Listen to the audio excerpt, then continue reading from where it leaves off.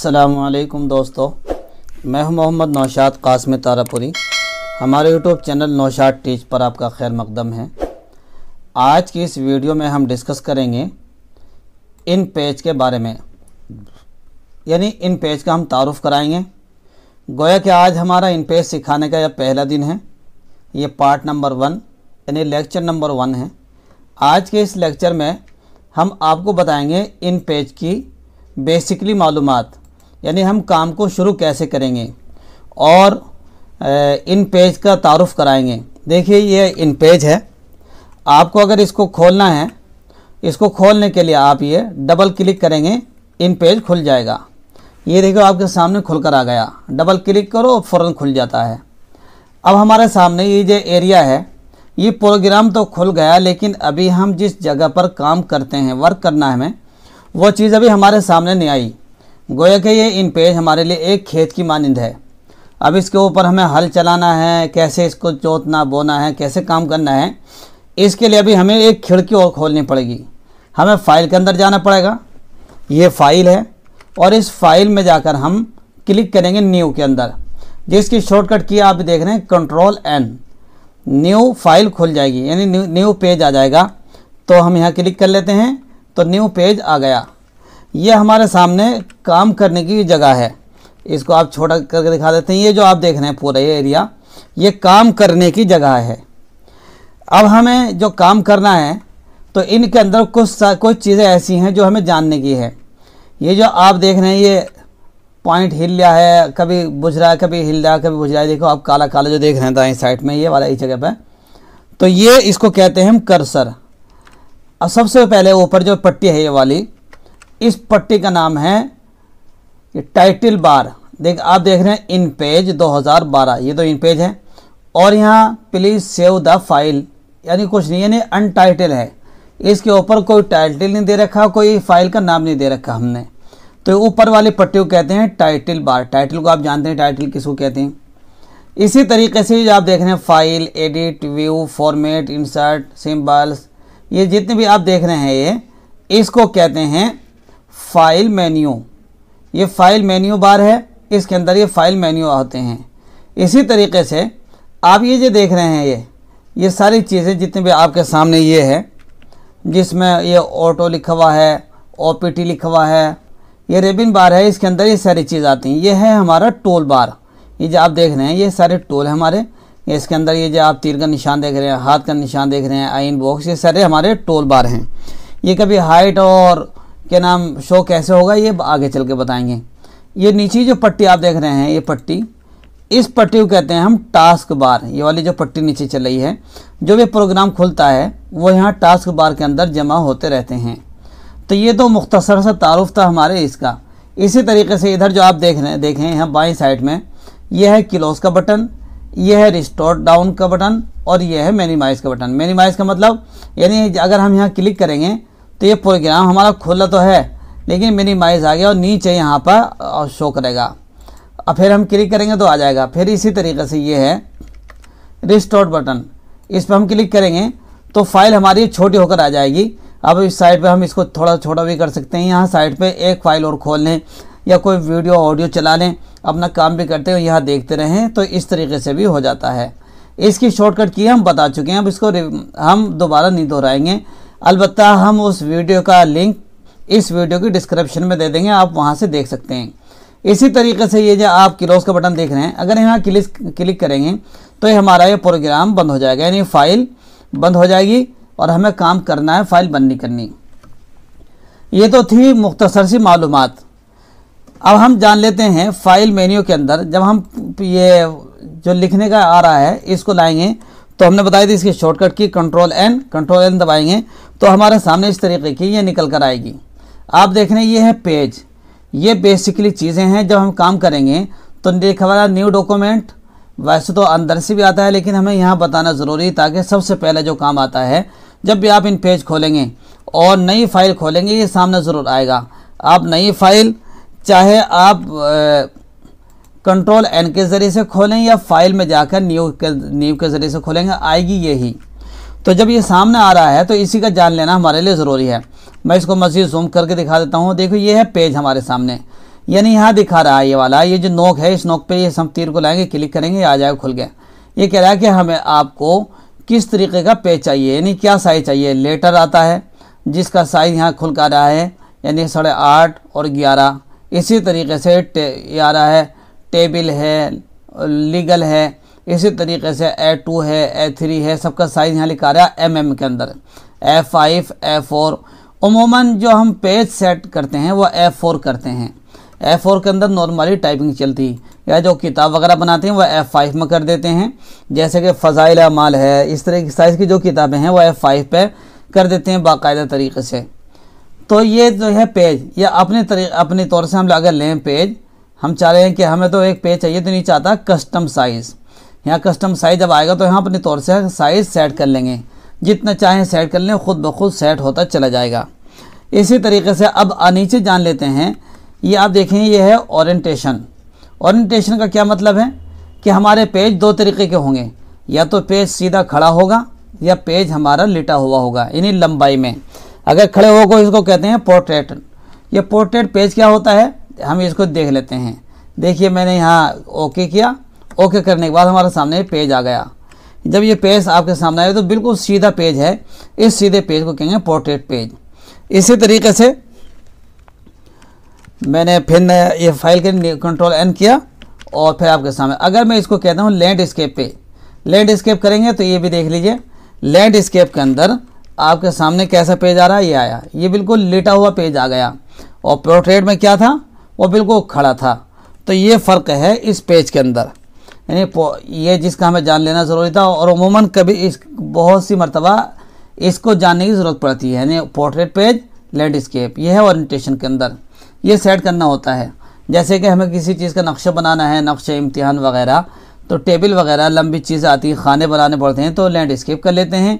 या सीधा वैसी कोई दरख्वास्त वगैरह लिखनी तो पोर्ट्रेट पेज पर लिखते हैं, और यहाँ कर लेते हैं A4 या लेटर पेज। अभी नीचे क्या चीज़ है, जहाँ हमारे कर्सर है, यह है पेज। हमें जो फाइल बना रहे हैं उसके अंदर कितने पेज चाहिए, 100 चाहिए, 200 चाहिए, 3 चाहिए, तो यहाँ से नीचे से करेंगे, बढ़ते चले जाएंगे, घटते चले जाएंगे, ऊपर से बढ़ाते चले जाएंगे। यहाँ इसको सेलेक्ट करें, गिनती लिख दें, वैसे 50, ओके कर दें तो 50 पेज ऑटोमेटिकली बने हुए आ जाएंगे, क्योंकि मुझे अभी बनाने नहीं है, आपको बताना है। अब ये क्या है, मार्जिन्स।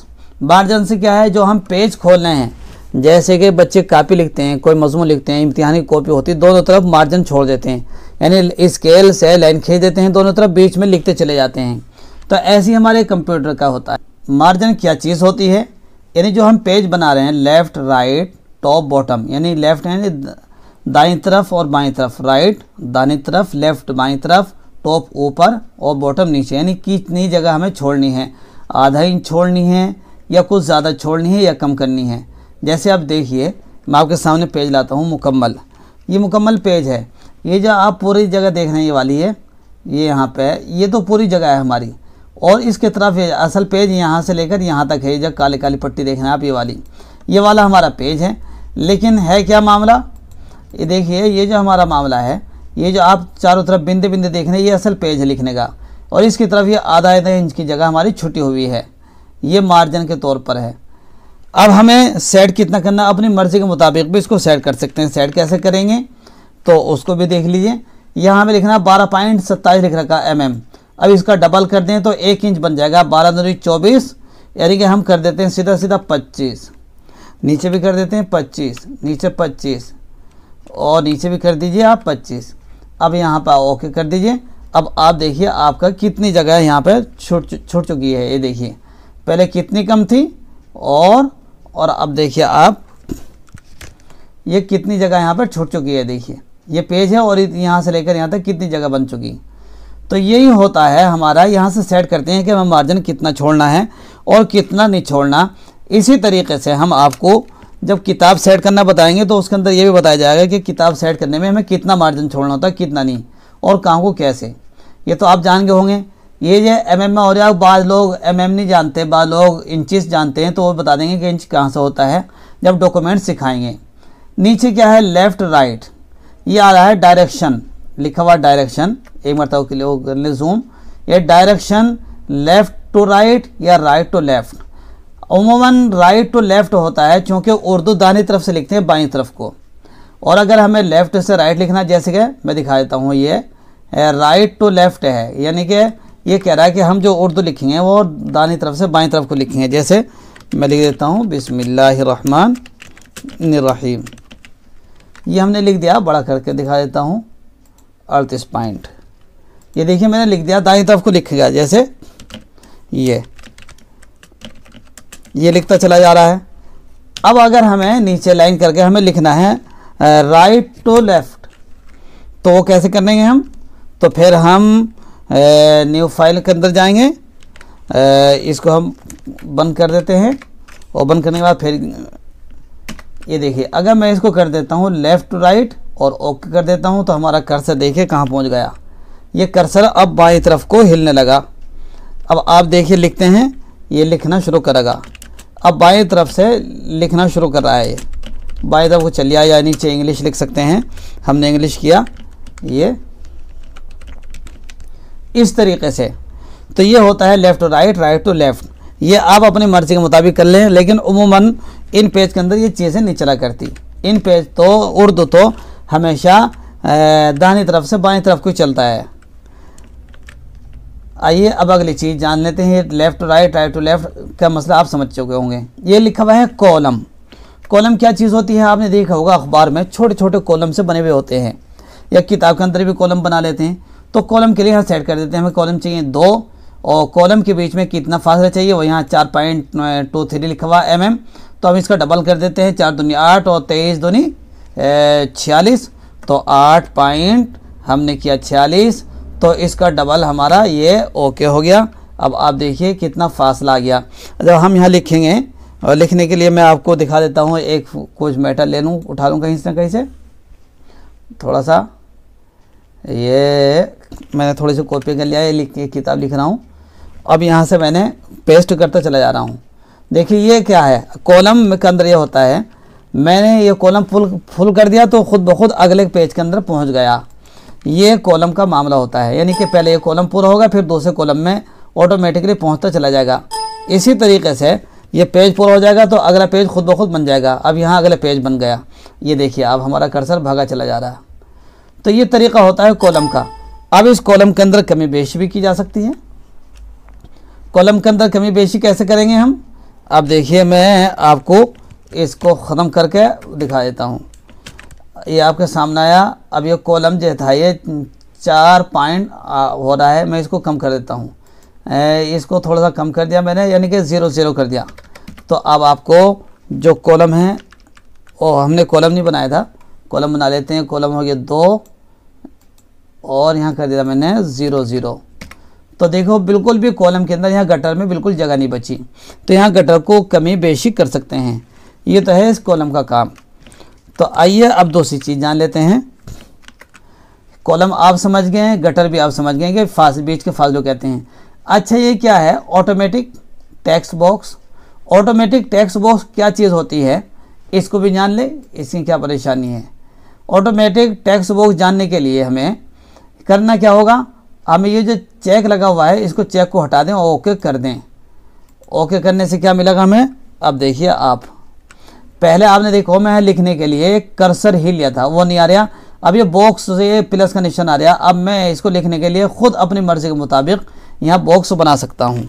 देखिए इस बॉक्स को छोटा बड़ा कर लूँ, ये अपनी मर्ज़ी के मुताबिक आएगा, खुद ब खुद कर्सर नहीं आएगा। ये आएगा, इसको कहते हैं ऑटोमेटिक, यानी कि वैसे तो खुद ब खुद लगा हुआ होता है, खुद ब खुद ये चेक लगा हुआ होता है। अगर हम चाहें चेक को हटा दें तो ये एक आता है। दूसरी चीज़ है ये डबल साइडेड। ये डबल साइडेड क्या चीज़ होता है?